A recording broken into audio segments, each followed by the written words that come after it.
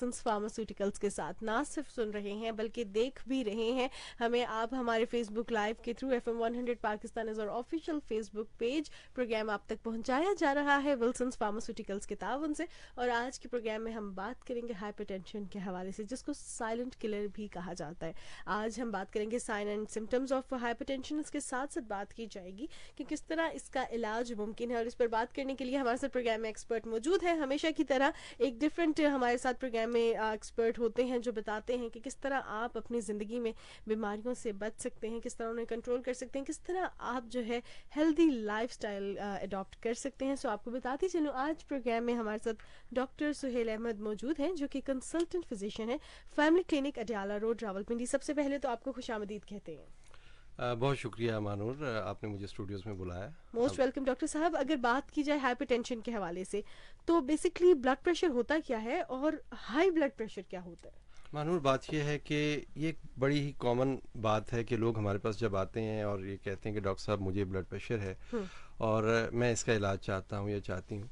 हम पेशेंट से बुनियादी तौर पे मेरा भी यही सवाल होता है। पहले मैं पेशेंट से ये पूछता हूँ कि क्या आप जानते हैं कि ब्लड प्रेशर क्या है, क्योंकि जब तक पेशेंट ये नहीं जानता कि ब्लड प्रेशर बेसिकली होता क्या है, वो इसके इलाज के बारे में बाज़ औक़ात मैंने देखा है कि वो सीरियस नहीं होता। बिल्कुल। तो इसके लिए मैं बड़ी एक लेमैन सी उनसे बात पूछता हूँ कि मिसाल के तौर पे अगर मैं आपसे कहूँ कि आपके घर में पानी का एक लॉन में एक नलका लगा हुआ है और उसके साथ आपने एक पाइप अटैच किया हुआ है और उस पाइप का एक साइड अगर आप उसको बंद कर दीजिए और दूसरी साइड से आप उसका पानी खोल दें तो क्या होगा? तो पेशेंट फिर ऑब्वियसली बताता है कि डॉक्टर साहब अगर वो पाइप कमज़ोर है तो वो कहीं से फट जाएगा, क्योंकि वो पानी का जो प्रेशर है वो बहुत ज़्यादा बढ़ जाएगा। बिल्कुल। मैंने कहता है एग्जैक्टली आप यही सोचिए अपने जिस्म के बारे में। आपका जो सर्कुलेटरी सिस्टम है, यानी दिल से शरेयानें निकलती हैं और फिर वो दोबारा वरीदों के ज़रिए खून वापस आता है, तो ये क्लोज्ड सर्कुलेटरी सिस्टम होता है। बिल्कुल। इस क्लोज सर्कुलेटरी सिस्टम का कोई आउटलेट नहीं है, सिर्फ उस वक्त होता है जब कोई कट लगता है तो वो हमारा वो सिस्टम पंक्चर होता है एक तरह से। सही। अब इसके अंदर जो खून दौड़ रहा है दिल की हर धड़कन के साथ, जो हार्ट पंप कर रहा है, ये इन शरेयानों के अंदर खून को भेज रहा है और ये जो खून है उन शरेयानों के अंदर अंदरूनी जो उनकी जो दीवारें हैं उनके ऊपर दबाव पैदा करता है। यानी वो जो प्रेशर है ना, ब्लड प्रेशर मींस खून का दबाव, ये दबाव शरेयानों के अंदर होता है जब खून दौड़ता है रगों के अंदर। ठीक है, तो इस ब्लड प्रेशर को कंट्रोल करना बहुत जरूरी है। अगर ये हद से ज्यादा बढ़ जाए तो डेफिनेटली फिर वही होगा जो मैंने आपको एग्जांपल दी कि एक पानी का जो पाइप है, अगर उसमें प्रेशर से पानी जा रहा है और पाइप आगे से आप बंद कर देंगे तो डेफिनेटली फिर वो पाइप बर्स्ट कर जाएगा। तो फिर यही नुकसान होगा सर्कुलेटरी सिस्टम के अंदर। अगर पेशेंट अपने ब्लड प्रेशर को कंट्रोल नहीं कर पाता तो इसके फिर बहुत ज्यादा नुकसान आते हैं और बहुत ज्यादा उसकी कॉम्प्लिकेशंस हैं। सही जी जनाब। प्रोग्राम आप सुन रहे हैं हेल्दी हार्ट विल्सन्स फार्मास्यूटिकल्स के साथ। अगर आप कोई सवाल पूछना चाहते हैं हाई ब्लड प्रेशर से मुतल्लिक तो आप हमें मैसेज कर सकते हैं 3636 पर, या आप हमें व्हाट्सएप पे भी मैसेज कर सकते हैं ऑन 030692933636। फेसबुक लाइव के थ्रू आप देख रहे हैं, कमेंट सेक्शन में अपना सवाल लिख सकते हैं related to high blood pressure. आप हमें बता रहे हैं डॉक्टर साहब कि किस तरह बेसिकली हाई ब्लड प्रेशर होता है, इसकी अलामत क्या है? जो नॉर्मल ब्लड प्रेशर है ये हमें जानना चाहिए कि हमारा कि 120/80 यानी 120 सिस्टोलिक और 80 जो है डायस्टोलिक ब्लड प्रेशर, ये होना चाहिए। इसे हम नॉर्मल कहते हैं। लेकिन अगर 120 से लेकर 129 यानी 129 के दरमियान, यानी 120 से लेकर 129 के दरमियान सिस्टोलिक ब्लड प्रेशर आ रहा है और जो डायस्टोलिक ब्लड प्रेशर है वो 80 या लेस देन 80 भी है, तो हम इसे कहेंगे आपका ब्लड प्रेशर थोड़ा सा बढ़ा हुआ है। This is called elevated blood pressure. लेकिन प्रॉपर जब इसको हम कैटेगराइज करते हैं तो जो स्टेज 1 है हाइपरटेंशन की, ब्लड प्रेशर की, हाई ब्लड प्रेशर की, वो ये है कि अगर सिस्टोलिक ब्लड प्रेशर 130 से 139 और जो डायस्टोलिक है वो 80 से 89 के दरमियान होगा तो ये स्टेज 1 कहलाएगी। लेकिन जो स्टेज 2 है वो इससे भी ज्यादा खतरनाक है। उसमें पेशेंट का ब्लड प्रेशर 140 सिस्टोलिक और 90 ये नीचे वाला जो डायस्टोलिक है, यानी 140/90 अगर है या इससे थोड़ा सा ज्यादा है तो ये स्टेज 2 कहलाएगा। और अगर ये खुदा ना खास्ता हद से बाहर निकल जाए और उसको बिल्कुल ट्रीट ना किया जाए तो फिर क्या होगा कि ये रेजिस्टेंट किस्म का हाइपरटेंशन डेवलप हो जाता है, जो कि सिस्टोलिक 180 से ज्यादा और डायस्टोलिक 120 से ज्यादा होता है। सही। तो इसकी जो बुनियादी अलामात हैं इसमें ज़्यादातर लोगों में मैं आपको बताऊं कि लोग महसूस नहीं कर पाते कि उनको blood pressure, high blood pressure develop हो रहा है, क्योंकि बहुत ग्रेजुअल प्रोसेस होता है और इसको कंट्रोल ना करने के नतीजे में जिस्म आहिस्ता आहिस्ता उसका आदी बन जाता है और फिर होता क्या है कि पेशेंट को मालूम ही नहीं हो पाता कि उसको हाई ब्लड प्रेशर है।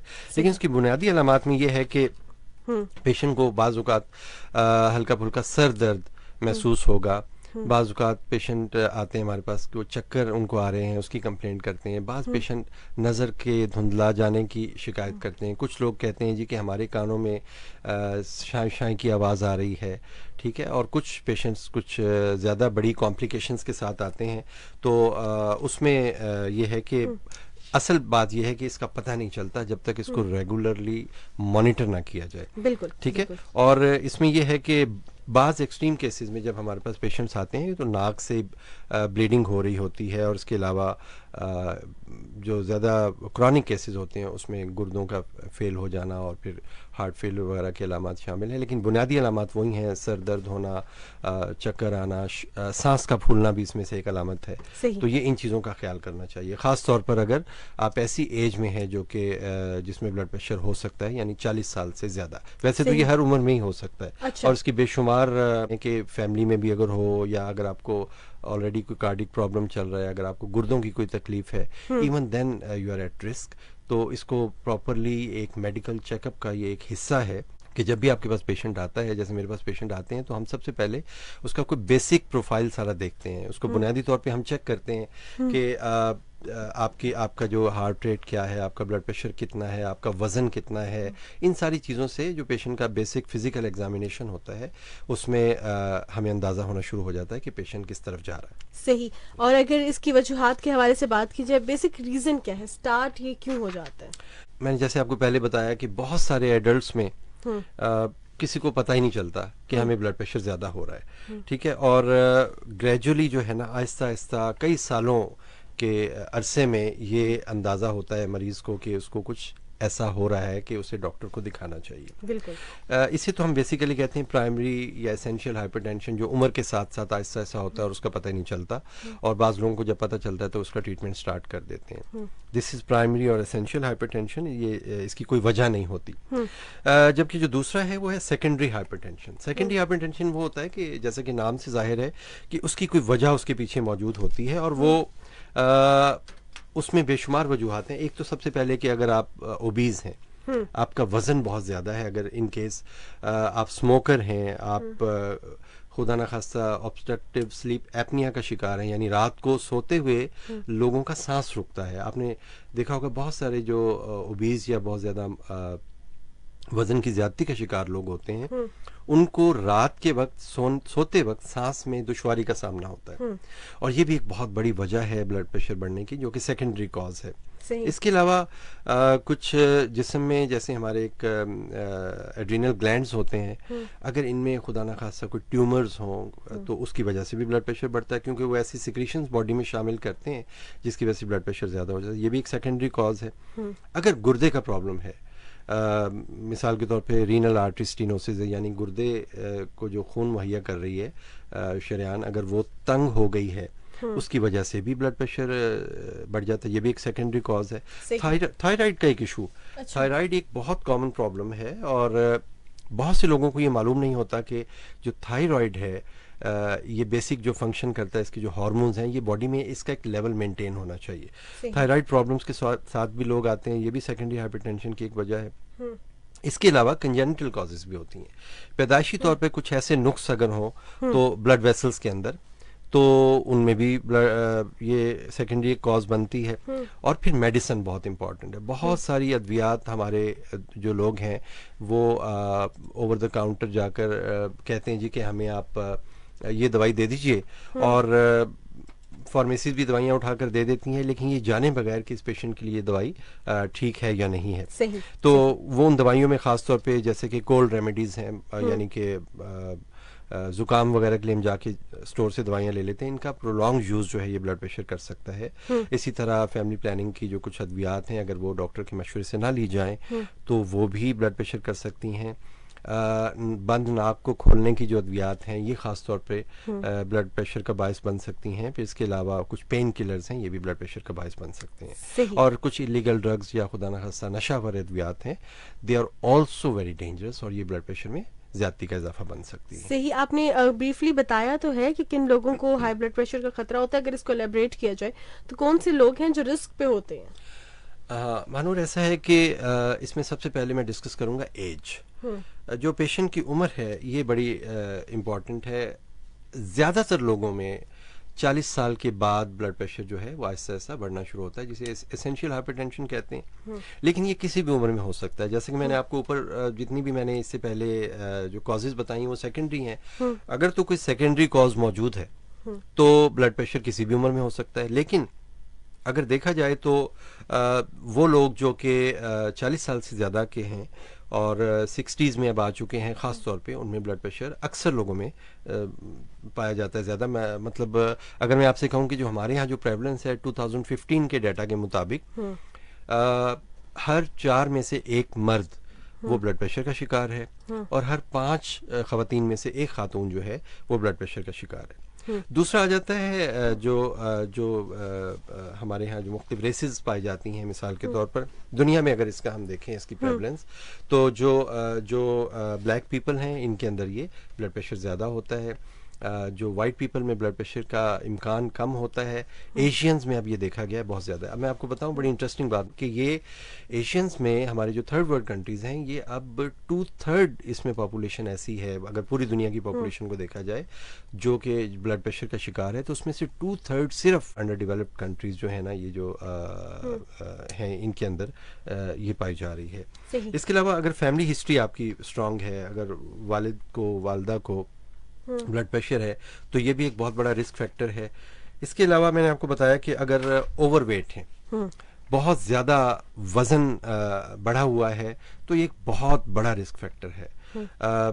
फिज़िकली एक्टिव नहीं है, सारा दिन दफ्तर में बैठते हैं। मैं अक्सर अपने मरीज़ों से सवाल करता हूँ, दैट्स वेरी इंटरेस्टिंग क्वेश्चन।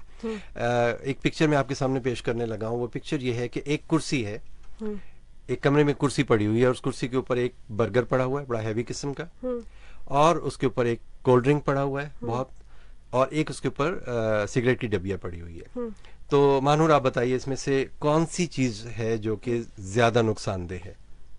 एक कमरे में कुर्सी पड़ी है, उस कुर्सी के ऊपर 3 चीजें पड़ी हैं, बर्गर, कोल्ड ड्रिंक और सिगरेट की डिबिया। आई थिंक सिगरेट नहीं। अच्छा, बर्गर भी नहीं है और कोल्ड ड्रिंक भी नहीं है। अच्छा, तो हाँ, वो कुर्सी है, वो कुर्सी। अच्छा, यानी कि हर वक्त जो बैठे रहने की आदत है। जी, और ये देखिएगा कि कुर्सी का इस्तेमाल किस तरह है कि हम सुबह बेड से उठे, उसके बाद वॉशरूम गए, कमोड पे बैठे, वो भी कुर्सी।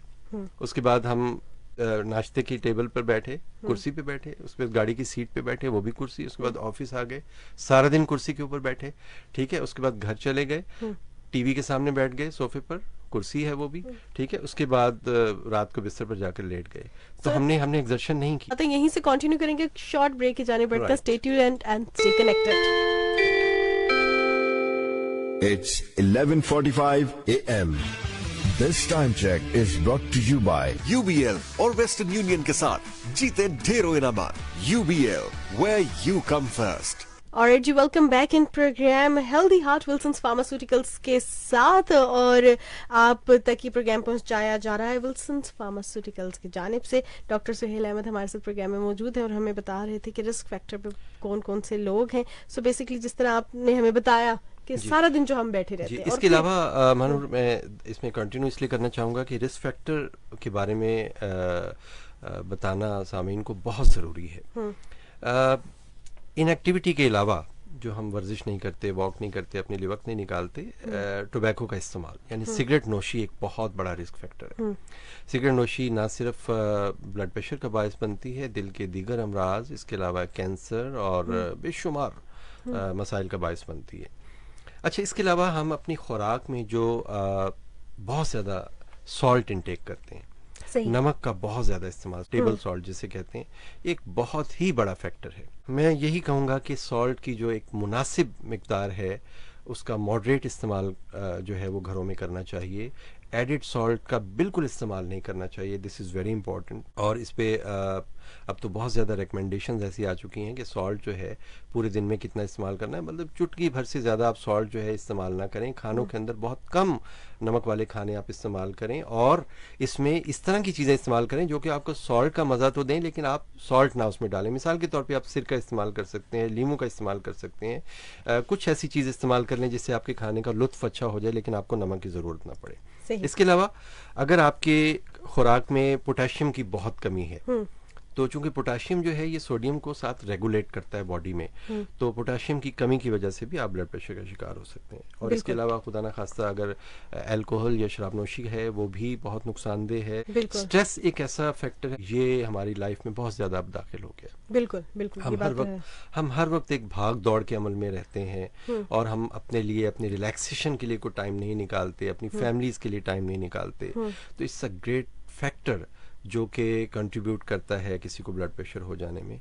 और फिर इसके अलावा मैंने जैसे आपको पहले बताया था, अगर कोई क्रॉनिक कंडीशंस हैं, डायबिटीज़ है, किडनी प्रॉब्लम है, if you are on certain medication, तो ये वो सब लोग हैं जो कि बहुत ज़्यादा एट रिस्क हैं। सही। सो अगर इसका बर वक्त ना इलाज कराया जाए तो कॉम्प्लिकेशंस क्या क्या हो सकते हैं? क्योंकि ज़्यादातर मैसेजेस जो हैं वो यही हमें रिसीव हो रहे हैं कि हम डॉक्टर के पास जाते हैं, हमें पता लगता है किडनी फेल होगी, ओके हमारा तो ब्लड प्रेशर हाई था, हमें पता ही नहीं था। मानूर ऐसा है कि जो कॉम्प्लिकेशंस हैं इमीडिएटली तो कोई कॉम्प्लिकेशन डेवलप नहीं होती, और यही वजह है कि पेशेंट इसको इतना सीरियस नहीं लेते। अगर कॉम्प्लिकेशंस की बात की जाए तो वो कुछ अरसे के बाद डेवलप होना शुरू होती हैं, जिसमें हार्ट अटैक है या स्ट्रोक है। हार्ट अटैक ये होता है कि अगर खून की जो सप्लाई है दिल को वो मुतासिर हो जाए, यानी दिल की भी एक ब्लड सप्लाई होती है, और दिल को जो दिल के मसल्स को जो आर्टरीज खून सप्लाई कर रही हैं जिन्हें कोरोनरी आर्टरीज कहते हैं, इफ़ दे गेट ब्लॉक्ड, और अगर उनमें ऑक्सीजन और दिल के उस हिस्से को ऑक्सीजन की कमी हो जाए तो इसे हम हार्ट अटैक कहते हैं। और स्ट्रोक ये होता है कि अगर दिमाग के किसी हिस्से को ऑक्सीजन ना पहुंच सके, बर वक्त खून ना पहुंच सके, आर्टरी के नैरो हो जाने की वजह से या किसी भी वजह से, तो या हेमरेज की वजह से, तो दिमाग का वो हिस्सा मुतासिर होता है। इसके अलावा इसकी बड़ी कॉम्प्लिकेशन में ये है कि अगर खून की नालियों में दबाव मुसलसल यानी हमारी शरेयानों में ज़्यादा रहेगा, तो मैंने आपको जैसे कि मिसाल दी थी पानी के पाइप की, तो पानी का पाइप जैसे अगर कमज़ोर होगा और पानी का प्रेशर बहुत बढ़ जाएगा और पाइप आप आगे से बंद कर देंगे तो बर्स्ट कर जाएगा। इसी तरह जो हमारी शरेयानी है वो बर्स्ट कर सकती हैं, या उनके अंदर कुछ ऐसे एनोरिज्म्स डेवलप हो सकते हैं जो कि बहुत ही नुकसानदेह होते हैं। इसके अलावा एक प्रोलॉन्ग कॉम्प्लिकेशन में हार्ट फेल्योर है। अब हमारे यहाँ कहा जाता है जी हार्ट फेल हो गया। हार्ट फेल्योर बेसिकली एक वक्त का प्रोसेस नहीं है, ये ग्रेजुअल प्रोसेस है। हार्ट फेल्योर ये होता है कि अगर आप कॉन्टिन्यूसली दिल को अगर मुसलसल मेहनत करनी पड़ेगी, बहुत ज़्यादा जोर लगा के खून को पंप करने के लिए, क्योंकि आगे आर्टरीज नैरो हो चुकी हैं ब्लड प्रेशर की वजह से, ब्लड प्रेशर की कॉम्प्लिकेशंस की वजह से, तो हार्ट आहिस्ता आहिस्ता इनलार्ज होना शुरू हो जाता है। और जब हार्ट आहिस्ता आहिस्ता इनलार्ज होता है तो दिल बड़ा होना, ये कोई उर्दू मुहावरे में तो कहते हैं दिल बड़ा करो, ये वो वाला दिल बड़ा नहीं है। अच्छा। ये दिल बड़ा होना नुकसानदेह है। अच्छा, सही। जी। और इस हार्ट के फूल जाने की वजह से या बड़े हो जाने की वजह से हार्ट के मसल्स इतने वीक हो जाते हैं कि वो प्रॉपरली पंप नहीं कर सकते, और जिसकी वजह से ये कॉम्प्लिकेशन डेवलप होती है जिसे हम हार्ट फेल्योर कहते हैं। और लास्ट में ये है कि अगर ब्लड वेसल्स जो हैं बहुत ज़्यादा नैरो हो जाएं, किडनीज के कमज़ोर होना शुरू हो जाएं ब्लड प्रेशर की वजह से, तो वो भी एक बहुत बड़ी कॉम्प्लिकेशन डेवलप हो जाती है, किडनी फेल होना शुरू हो जाते हैं।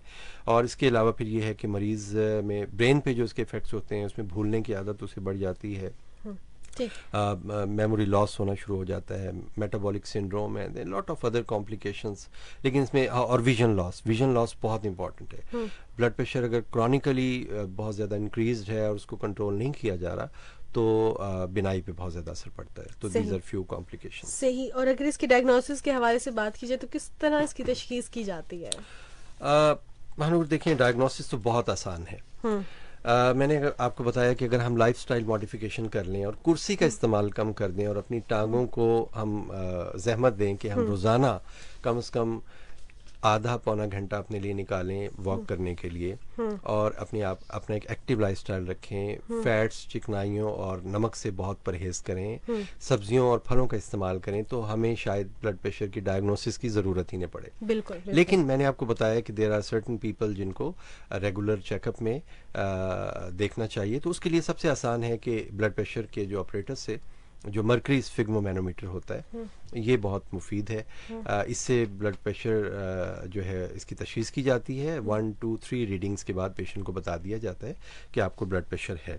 और this is very easiest way to diagnose the patient. लेकिन असल चीज़ ये है कि उस डायग्नोसिस के बाद आपने किस तरीके से पेशेंट को अब कन्विंस किया है। मेरी अपनी डॉक्टर दोस्तों से भी ये गुजारिश है कि पेशेंट को उसकी तमाम चीज़ों के बारे में बताएं।